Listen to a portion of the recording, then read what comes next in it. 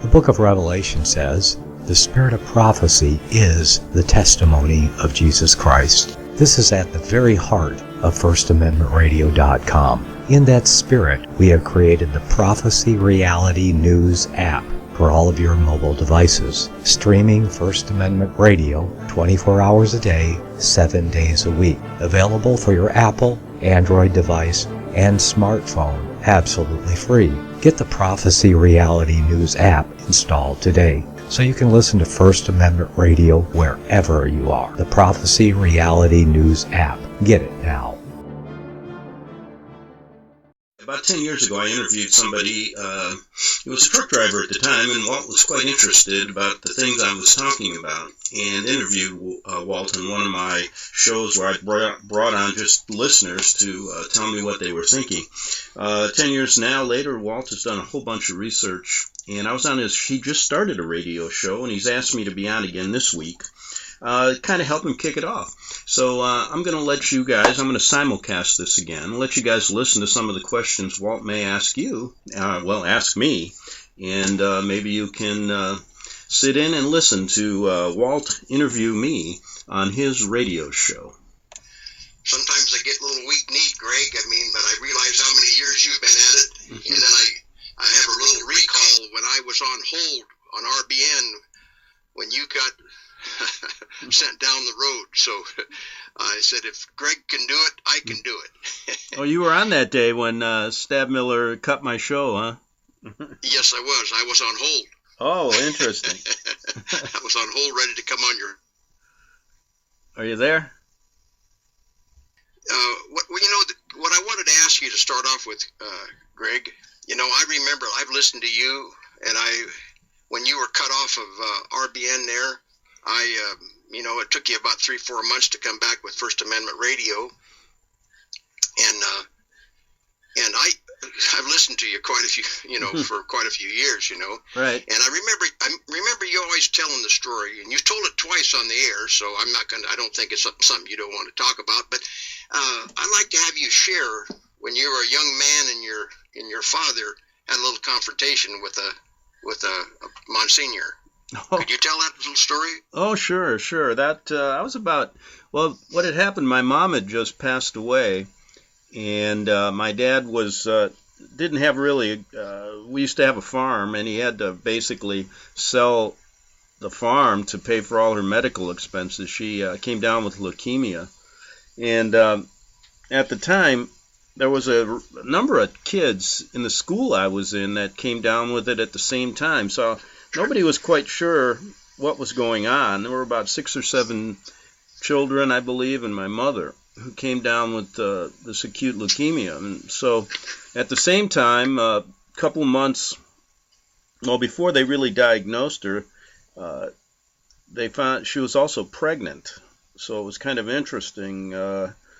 I'd been the only child for like 10 years, and all of a sudden, I'm happy as can be. Going to have a little, at that time they didn't tell you what it was, a boy or girl, so you'd have to wait and see naturally. But anyway, about 6 months after my brother was born, my mom passed away. And there's a huge story there as far as what happened, how the doctor at the University of Chicago had found this experimental treatment, because there had been no women. It's very rare that a woman has leukemia and is pregnant. And at the same time, he couldn't find a case where a baby had survived, but he did find one in Greece. And so he took a plane over there and started looking at the treatment. So he came back here, did the same thing to my mother, and my brother was born 2 months premature, very small at 4 pounds, but he's never been sick a day in his life. He's my younger brother, and he's still going strong today. But my mom passed away about 6 months after he was born, and it was me and my brother and my dad. So my dad wanted to start up a new trucking company, and he just had gotten enough money together to get a truck and start a new company to keep us afloat. Well, everybody in the neighborhood was very kind and, would take care of us when he had to do things. And basically, this was right after, and I was going to a Catholic grade school at the time. It was St. John Brebeuf. in Niles, Illinois, which is right on the border there of Chicago, in the northwest part of Chicago. So what happened was, I remember it was one Sunday, this Monsignor, kind of one of the head people in that area, of the Vatican, one of the heads there, made an appointment to see my dad on a Sunday, and my dad thought, well, maybe he wants to figure out a way to help us get started again, and give his maybe the church could lend a hand. And so, because my mom had always she was born Jewish, but then converted to Catholicism during that period of time. The family did, just to get out of Poland, I believe. So going back to my family, many of my family members never made it out of Poland. Looking back at the history of our families, I'm Polish on both my dad's and mom's side. But anyway, so this priest comes over, and I remember I was sitting there holding my little brother, and my dad was in the chair, and this priest comes in and starts, says a few words to my dad, and all of a sudden says, "Tony, we've decided that," that's my dad's name, Tony, "we decided that it's best that you put your children in an orphanage." And before he could even get that out, my dad had him by the collar, threw him up against the wall, and started saying some words I won't use on the air, kicked him out, threw him down the stairs. All the neighbors now were out there and just, looking, what the heck, and the priest is running away. And my dad started yelling, "You ever step foot on my property, and you're going to get the back of my hand again," and use some choice words. And the whole neighborhood started coming over, and they were pretty upset about it and happy that my dad decided to do that. But I imagine if what would have happened to my brother. There was a Catholic orphanage down the way. It was called I can't remember. I think it was Maryville, something in Wheaton, Illinois, or somewhere near there. And I could just imagine what would have happened to us if, my dad didn't take care of us. We'd have been who knows what would have happened. You know what happens to those kids in those orphanages. That I've done many shows on that. But anyway, yeah. But anyway, my dad always took care of us, and I was very fortunate. But what happened was my dad never did put my dad never went back to that church again, and he never put my brother in a Catholic school. He sent him to a Lutheran private school, and then he went off to public high school, and then to the University of Florida, where he graduated. But my dad allowed me to continue because he wanted to pull me out, and I told him, I have all my friends there, and I think he thought that just because of the loss of my mother that it would be too much for me. He wanted me to have some stability, so I remained going there, going to Notre Dame High School, and seriously never had any kind of problem whatsoever. So that's a personal story. What happened to my family, and my first encounter with the Catholic Church. So, well, Greg, there's a little echo. I don't know where we're getting that. It sounds all right. Echo. Maybe it's on my side. Just a second. Yeah, I don't hear it here.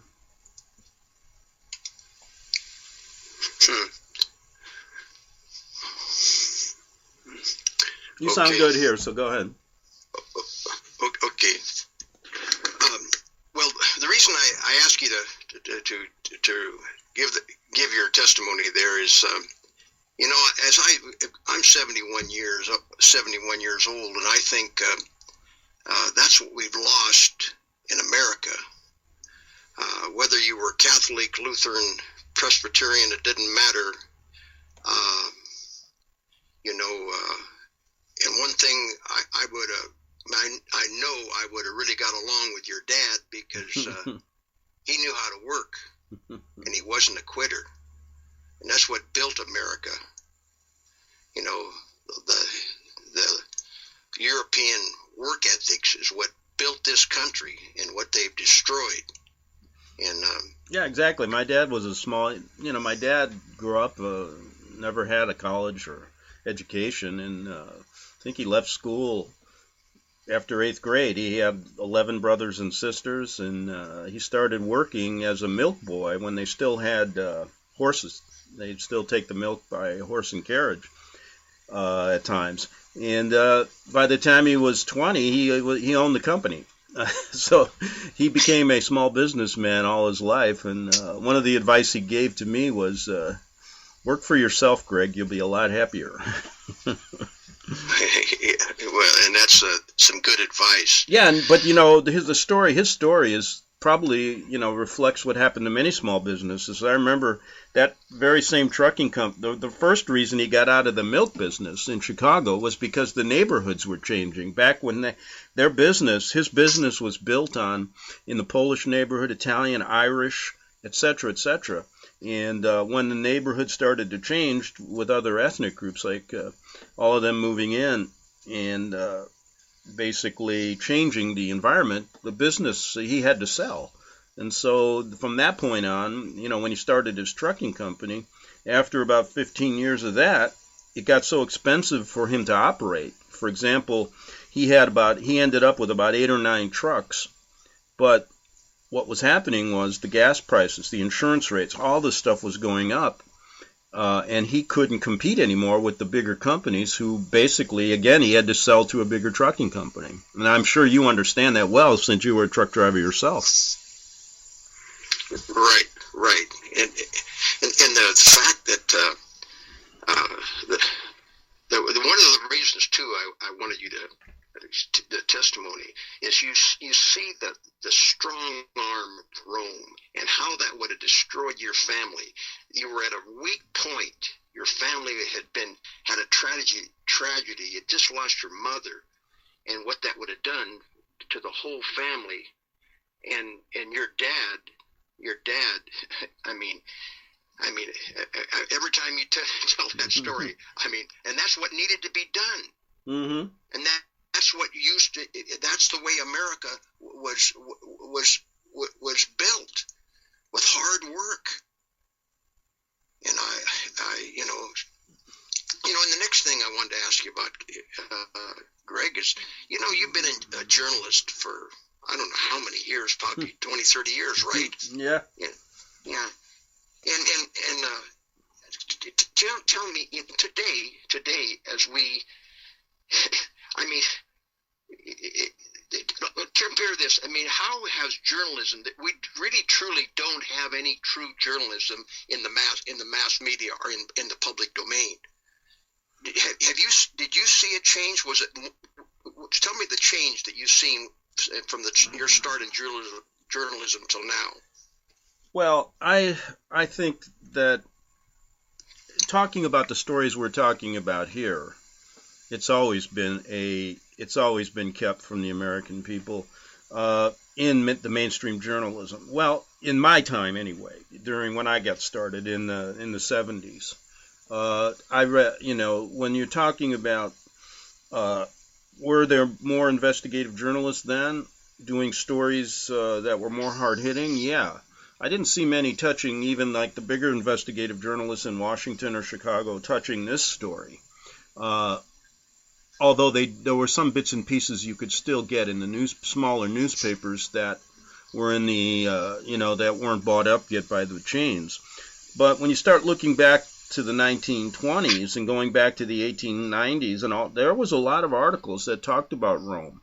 And the Protestant churches were aware of that, and it was on the heels of Lincoln's assassination and Rome's involvement, cutting off relations with the Vatican because of that. But things then, what happened when I started, I had no idea Rome was the way it was when I started as a journalist, and didn't find out until I ended up in Italy and worked in Rome. And so this story, as the years went on, became quieter and quieter and quieter, even in the mainstream. What opened it up for me was actually being there, seeing it firsthand. Although I couldn't get stories published, I'd write something and then it'd go to the editor, and he'd never send it overseas or anything like that. So I knew what happened. And what happened to me was a personal experience of almost getting killed. When I was working at the time as an editor. I told this story a couple of weeks ago. It's kind of funny because I hadn't told it in years, and I woke up one morning and I said, did this really happen to me? I mean, I completely had just kind of put it out of my mind. I guess when you get so close to death like that, you kind of, in the beginning, you're shell-shocked, and then afterwards you kind of want to just forget about it. But during that period of time, just to relive the story, so here I am. Sure, you could write stories about the government corruption, about the bad presidents, all this stuff, and it's all window dressing to what the truth really is. And I think if I didn't go to Rome and actually see this, hear it myself, I would have never gotten to this point. So it was, in a sense, a blessing that I went there because it changed my life, to be honest with you, and I think for the good, even though financially it's been a terrible mess. Because you cannot work when you tell this story. And I know that for a fact. I mean, I've even gone out occasionally trying to get it. I have a law degree. I tried to get a job with a lawyer, and they all of a sudden now with the internet, they'll just Google me and they'll go, God, what are you talking about? And for example, I never get hired. The only time I would is if somebody didn't check me out on the internet. And I'm going, well, what is so wrong with what I'm saying here? But people aren't, they don't want to deal with this. Still today, and it's getting worse and worse. But getting back to Rome, so here I am in I believe it was May something, 26th, 1982 or something like that. And Ronald Reagan was going to make his first trip to Rome, and he was doing a European tour or whatever. And we have to remember that Reagan was the first president after the Lincoln assassination, and when we cut off diplomatic relations, that it formally reinstituted relations with the Vatican. That was with John Paul II. So here I am in Rome, not knowing that much about it at this point. I mean, I'm seeing this corruption and learning about it because there was a big, huge Vatican bank scandal at the time, and so I was lucky to be there to see all this, and I couldn't believe it. I'm going, God. The Vatican's dealing with the mob, and the mob is dealing with the bankers, and they're all working together with the CIA here. And this was just in the money operations. I mean, this was huge. The theft and all of the corruption and the murders that the Vatican was being linked to. Not to mention there are stories coming out in the French and Italian papers linking them to being members of the Masonic Lodge. Which, according to canon law, they should be excommunicated, but they never were. So this all came out there, but never got overseas. So here I am, at the time I was working also as an editor with the American newspaper there, and my job in the morning was I got there during this period of time, was several months. Me and this Italian guy he got there about 6:30 in the morning. Then I came in at 7:30 as the first journalist there and opened the door, walked through the long hallway. At the end of the hallway is the reception area. To the right was the publisher's office. To the left was a door you would go downstairs.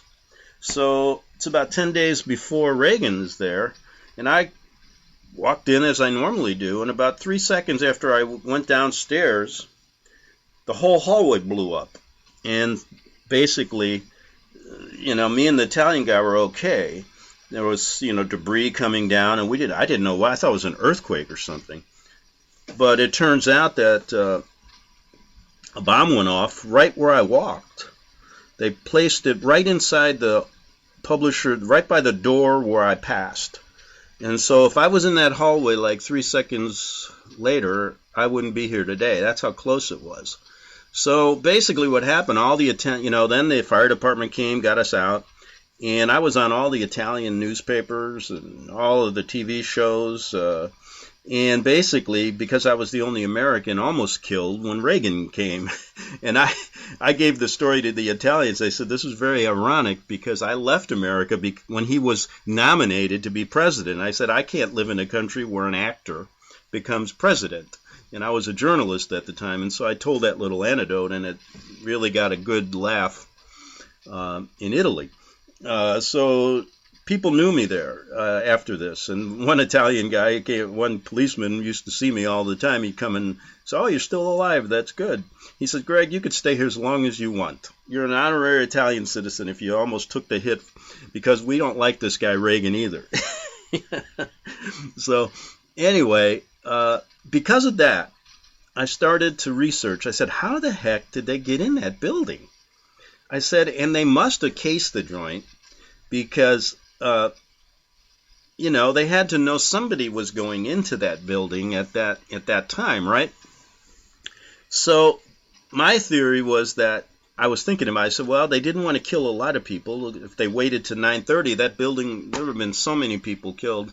But they did want to take a message, so they put it in. They let the bomb go off, maybe maybe we would get killed, maybe we wouldn't. But that's what I surmised. But my question was, how the heck did they get in there? And so it started me to research terrorism in Italy and what they were doing back then with the Bologna bombing and the train station and all these some false flag events. I didn't even know what a false flag was back then. And then there were bombs going off in some American coffee shops. There were bombs going off in a bookstore, American bookstore. And so this was that strategy of tension that they were implementing back then, and basically what they're doing now on a global level. So I started to research it, and I found out that the American newspaper was owned by the CIA. The CIA basically owned that paper. And so I had figured, when I started researching the connection between them and terrorism and American money and all of the CIA, I realized that the group that said they were this communist group against Reagan probably was the CIA putting that bomb in there. How else would they get in? I mean, it was so ridiculous. So I really started to realize what happened to terror, how they orchestrated terrorism like they do today, because of what happened to me. And so when I tell these stories, I hope they resonate to people. It's not just theory. I was right there, and I'm lucky to be here. If you know what I mean, Walt? Yes. Can you hear me, Greg? Yeah. Well, listen, Greg. From Reagan on, it's like when you and I fellowship, and the listeners that are on this call today are all pretty much, they're educated to what's going on. But with the visit of the Pope in 2008, with Ratzinger's visit, and then the latest visit on the 24th of September here in 2015. Yeah. I mean, when I first met you and we were researching some of this, and you were waking up, and we were all, because I was totally asleep when I first started listening to your broadcast. But what I'm working up to is this: the reality of it is today that this country is a Roman Catholic country. Visit crosstheborder.org, CROSS, crosstheborder.org, to get your print, EPUB, or PDF version of the book, The Rapture Will Be Canceled. That's crosstheborder.org. I know you all want answers, and believe me, so do I, and I'll do my best to get them. Despite Nicolas Cage's promise to do his best to get left behind rapture answers for us, don't hold your breath. Not everyone believes Left Behind is true prophecy. Some may even regard as conspiratorial the mainstream re-release of the Left Behind movie, with actor Nicolas Cage portraying the main character, as an attempt to further reinforce in the minds of all this perception of false prophecy, in order to condition the masses for the play about to begin. If you want true Bible prophecy answers, get the book, The Rapture Will Be Canceled. The author exposes the Latin rapture origin, the 7-year tribulation deception, true Bible revelation of Daniel's 70 weeks, the abomination of desolation, the restrainer, America in the Revelation, the image of the beast and the mark of the beast, and the truth about God's chosen people, and so much more about Bible prophecy. This book will shatter the left behind paradigm of future events. Get the book, The rapture will be canceled. Visit crosstheborder.org, CROSS, crosstheborder.org, to get your print, EPUB, or PDF version of the book, The Rapture Will Be Canceled. That's crosstheborder.org.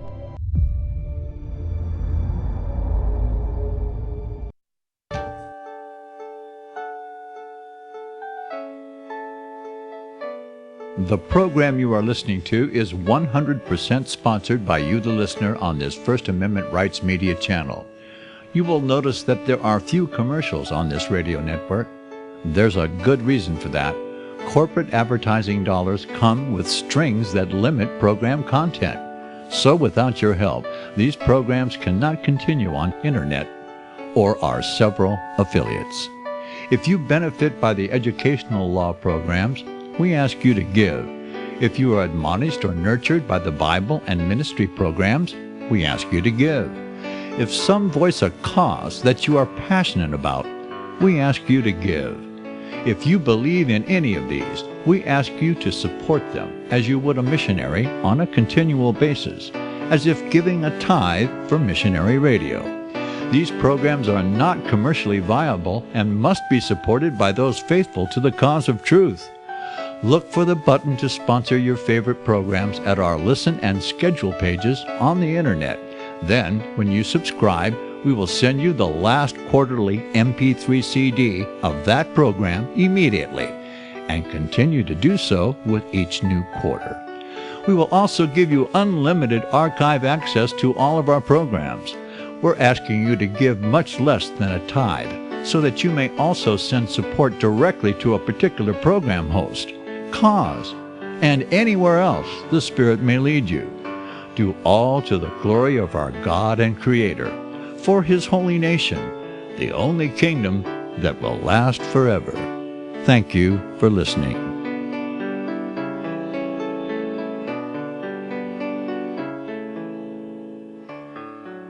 History. And my friend said, 1776 was counter-Reformation. And Greg, when I first started listening to you, and today, you and I, there's not any doubt who was running the show. I mean, in other words, we're looking at it in reality. Mm-hmm. When I step out of my door and go to the supermarket or the bank, when I go into the biggest opposition to hold this truth down is the apostate Christians. I think they're the biggest thing that holds this. If people woke up today and realized who was running our country, you could never do it with bullets. It's a spiritual problem. But the thing that gets me is you've bumped up against it with Eric Phelps and Tupper Saucy and here's Walt Stickle. When I start studying some English history and American history, and it took a long time for me to put the pieces together, and then I would always doubt myself. But it's so obvious. It's so obvious now. It's not my imagination. The United States government is a universal constitutional republic founded by the Jesuits. Now, I can say this in this crowd. And they had an agenda right from the beginning. And like you said several times, Greg, who benefited from the 1776? It sure isn't the people now. And it's getting worse always than, they're using tactics that have been used for hundreds of years, but in different scenarios, in different countries. Now, their stranglehold on America is no different than their stranglehold on Australia, London, England, Europe. It's in the same position. We're all in the same boat because this is a global operation now. This has been their plan from the beginning. And people, the reason that I like to bring up everything like this. It's like, for example, Phelps may disagree with what Tupper Saucy says. And the point I'm trying to make to people is, okay, listen to what he says. I'm not saying don't listen to him. He has a right to work for whoever he wants to work for. This is America. If he chooses to be actually a Jesuit in disguise, that's up to him. I'll talk to him. I don't care who he is, to be honest with you. I don't care who anybody is. I just want to hear what they have to say and put everything together so that people who are listening, those Americans that are affected by this, have an opportunity to understand the true history that's been overlooked, and also things that are brought up not only by the internet people, but by the mainstream. You got to put all this stuff together. Don't shut them out. And the reason is that's the only way you're going to get to a point of saying, well, I'm making my conclusion based on these facts, based on also my heart, also my spirit, also what I feel and what I know. And that includes faith in God and everything like that. And that's what they don't want you to do. You see, everything is man's way of, look, no matter what I say, some smart guy who wants to have a different agenda or is working for the other side is going to twist the facts some way, and people are going to be confused. My question to you is, you will not be confused if you let your heart really feel. Everybody, I say it's so simple. People, you feel something's wrong, don't you? In your government, you feel something's wrong in what's going on in the Protestant churches and in the Mormon churches. You know it's wrong. Okay, you feel it. That feeling has to be expressed, and that has to come out, and people have to speak about that. Where does it come from? And this is all I'm saying. You can't just shut people out because they work for the other side, because they're going to give you information that's valuable. I would have never gotten to this point. And I never say what I say is is what you should believe. It's what I've learned. And I would have not gotten there if it wasn't for being close to seeing the evil in the Vatican. So you can't be afraid of it. And they use that fear to basically get you to just shut yourself off. That's not what you should do. You have to take all of this information. So I say, listen to Phelps, listen to Saucy, listen to Walt. He's got a show. Listen to me. Listen to everybody. And then make a decision. But you are going to be so in trouble if you make a conclusion too quickly. And it takes time.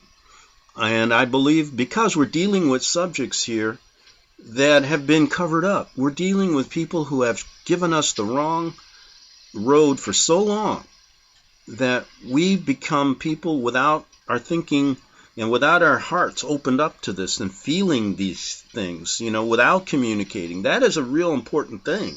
You can't always put this stuff in words because they can be confusing. But just look at what's happened and look who's been in power for so long. And when you put all the pieces together, if the Jesuit story and the Vatican story isn't openly talked about in this country, you will not delay anything they're doing. This can delay them. I'm convinced of it. It's never going to stop them, but it will delay them. And that's all I'm hoping for, because it gives people the opportunity to find truth, find happiness. And I want to see that for the generations to come, because the Bible doesn't say when Jesus is coming back, when he's going to take care of this. So if he doesn't say it, I think he's giving us time to work this out amongst ourselves. I don't know. That's just my thoughts. Well, like I said, when I first started listening to you, and I started, researching the Jesuits, researching the American Revolution, I was kind of timid. In other words, I would start talking, and I would get a rebuttal, and so I would go back to the drawing board, and then I had people say to me, "Walt, you think there's a Jesuit under every rock?" And I said, "Yeah, there is." But when I would get a rebuttal, I would go back and put the pieces back together, and I kept getting the same picture. And what I said earlier, what really struck me here about 4 months ago, is the apostate Christians. And I've had a rebuttal for talking incessantly about the carols. And it was stunning at first when I heard this. Could hardly believe that somebody was going to criticize me for talking about the carols too much. And because Chris Pinto did and you've interviewed Chris Pinto, I think, and Chris Pinto did a very good broadcast or documentary on the hidden faith of the founding fathers. But the hidden faith. What was the hidden faith of the founding fathers? It was Roman Catholicism, and this is nothing. I've got this from you, Greg. In other words, people have the right to tell what they want to tell. It's their right, but then you have to sit back and you say, what's the agenda? Why would somebody criticize me for talking incessantly about the carols? If you get sucked into the emotional part of it, as soon as your emotions take over, you lose it. See, but you say, well, what is their agenda? And usually you can see it, what their agenda is. And see, I'm Walt Stickle, a retired truck driver, and I'm not supposed to know. I stutter a little bit, and my English is not that good, so I'm not. I'm really easy to push over. See, but in some cases, I've just stiffened my legs. I realize that I know English history. I know the 200 years prior to 1776, and if you know that history, you'll understand 1776. You'll understand it thoroughly, and we have, like David Barton. There's a whole army of these people that want to make the Christian, the founding icons, Christians. Well, it's not true. But I'm not going to attack David Barton. He's got his right. And I've said this here just a couple of weeks ago. Catholicism is legal. I have some very good friends. I mean, I've had some people come to my aid that were Roman Catholic. And the people that have tried to destroy me are professing Christians. I mean, the people that they don't want to accept the reality. The reality is we have to accept the reality before you, in other words, you got to know the problem. You got to realize we've made a mistake, what the problem is, before you can correct it. And the thing of it is, we come to when you understand what we are talking about here today, there's not a temporal fix, but I agree 100% with you. We can slow it down. We can slow it down, and I think that we've had the effects of a slowdown, and they have to go slow. That's the reason I talk about the carols. The Catholic founding fathers. There's an article up there, and I did a broadcast on it. And this comes right from a Catholic source. They said the Catholic founding fathers had to fly under the radar. And absolutely, if the people of the United States knew their history, if they did know who the carols were, they would understand why we have 6 out of the 9 chief justices that are Catholic. The CIA is run completely. Our military, all Jesuit trained. And then somebody criticizing me for talking about the carols? I see, if you're being demonized, you're on target. And Greg, history proves that. I mean, I was on hold when they let you go there. And and that's the reason today sometimes I get a little weak knees. I said, can you imagine how Greg felt? I mean, how many times have you taken a punch and got back up on your feet? And you said something to me one day in a short conversation. If you had it to do over, you said, sometimes they made me angry. I wouldn't be as angry. Could you comment on that, Greg? What's that now? Can you say that again, Walt? I didn't catch it. We talked off air a little conversation. He said, I mean, because all the rebuttal that you've got, you cannot. And when you start talking about, if you're a journalist, you cannot talk about Rome. But they told you, they warned you to quiet, and you came from Genesis to, I mean, you were kicked off more than one network, okay? But if you had it to do, you said to me one day, you said, if I had it to do over again, I wouldn't be as angry.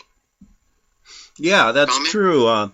Well, that was a point in my life when I was more into confrontation with these people because it did get me angry. I said, I have a constitutional right to speak like this, but I didn't realize that maybe it wasn't the right way to go about it.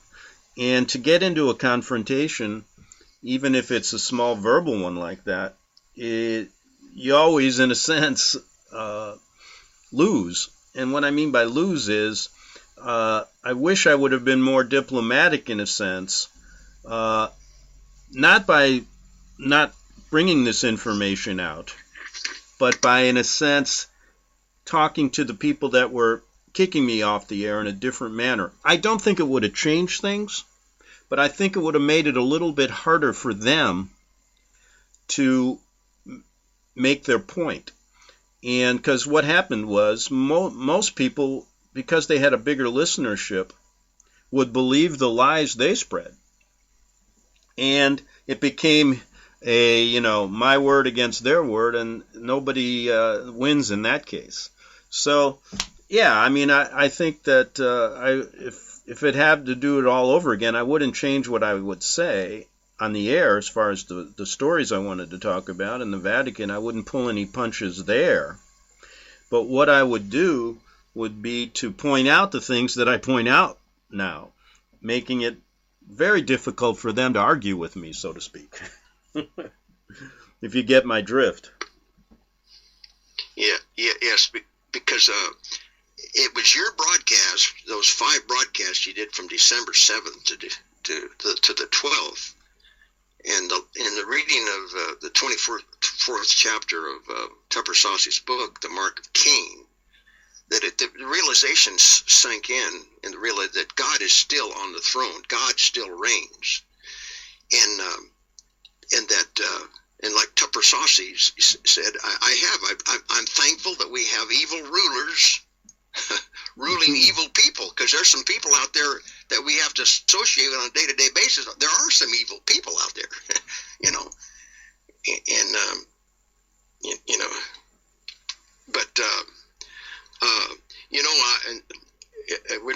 we only got another 13 minutes here, but I wanted to, maybe we can just touch on this.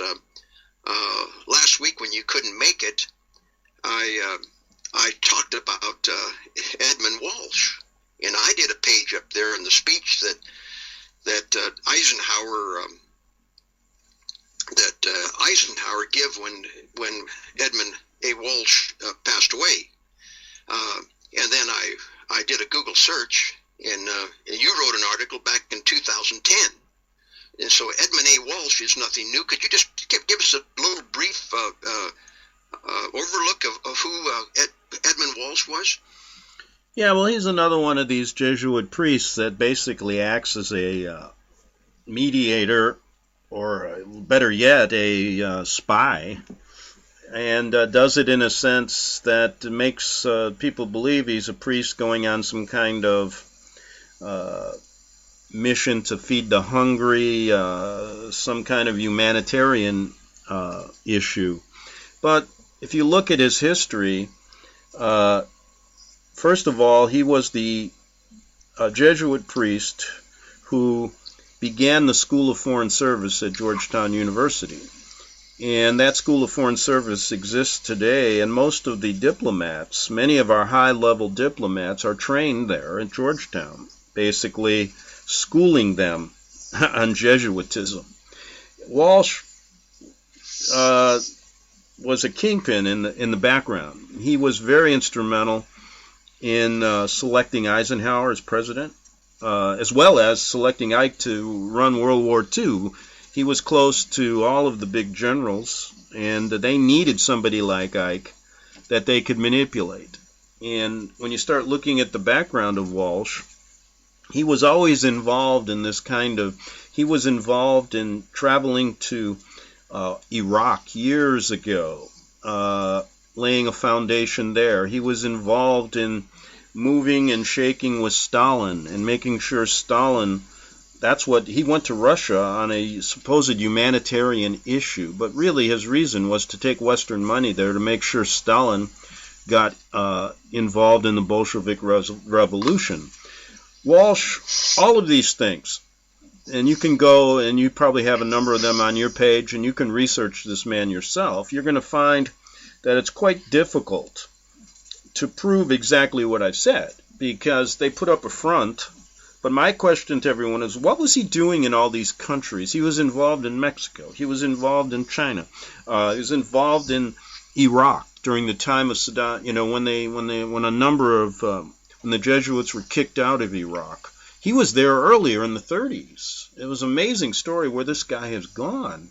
And then he becomes this figure at Georgetown, sets up the School of Foreign Service.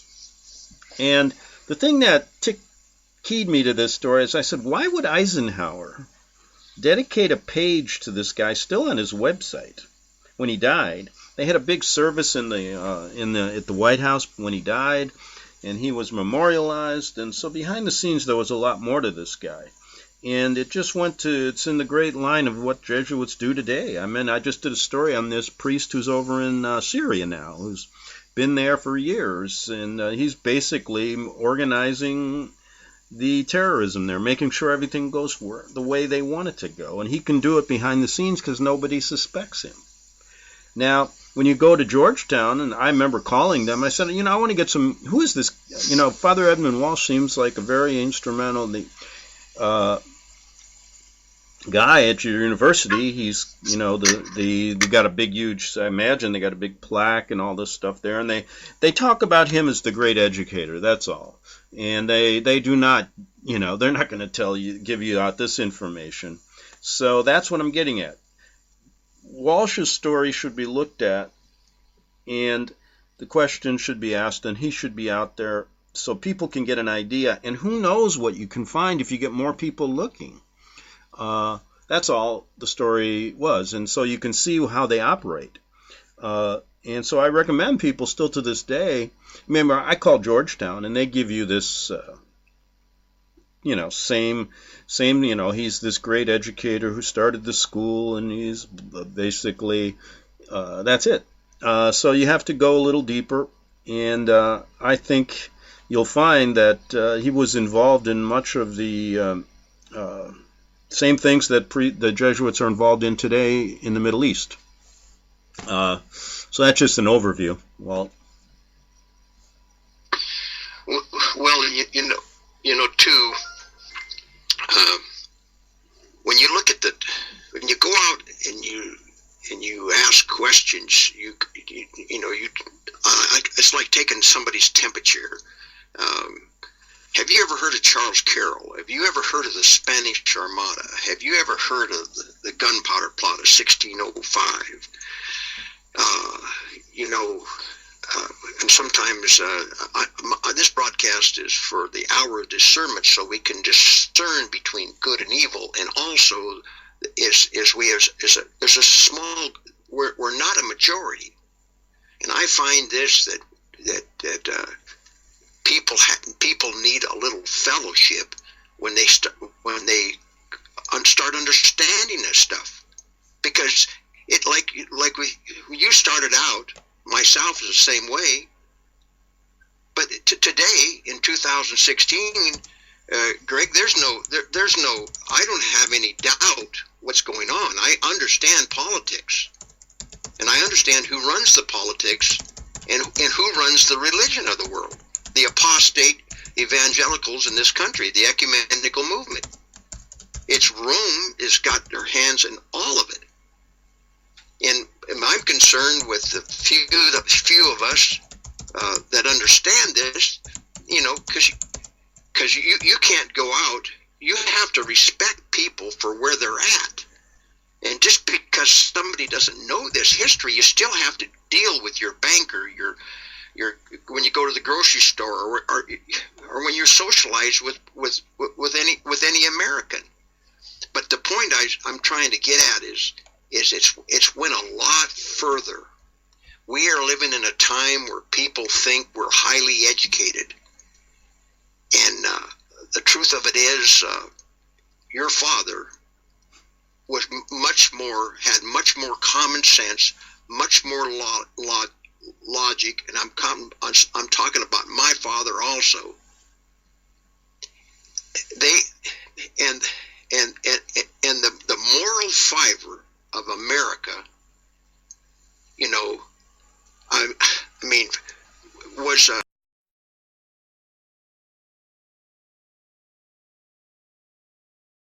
Since the beginning of time, kings have sought it, nations have fought for it.